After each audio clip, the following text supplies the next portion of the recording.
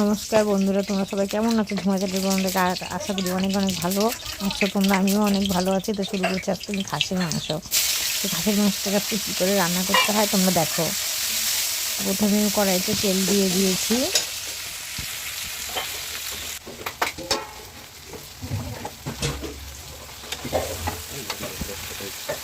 শুকনো লঙ্কা তেজপাতা একসঙ্গে, জিরা ফোড়ন একসঙ্গে আমি দিয়ে দিয়েছি। বেশ ভাজা ভাজা হয়ে গেছে। তারপরে দেবো কেটে রাখা টমেটো আর কাঁচা পেঁয়াজ।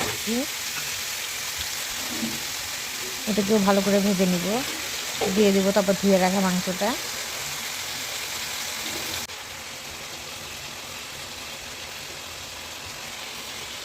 আলুটা আমি ভাজিনি। অনেকেই ভাজা আলু পছন্দ করে, তাই আমি ভাজিনি, কাঁচা আলু দিয়েই করছি। তোমরাও ট্রাই করে দেখো। বেটে রাখা আদা রসুন পেস্ট, জিরা বাটা,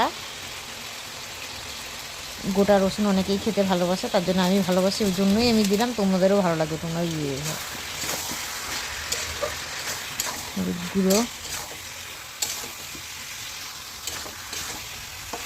দিয়ে দেবো, লবণ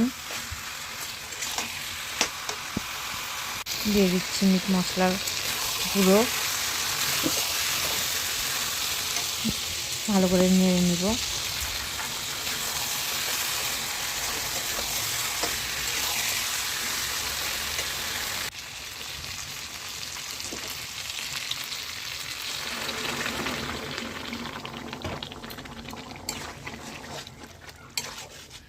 বেশ কষানোটা আমার বেশ অনেকটাই হয়ে আসছে।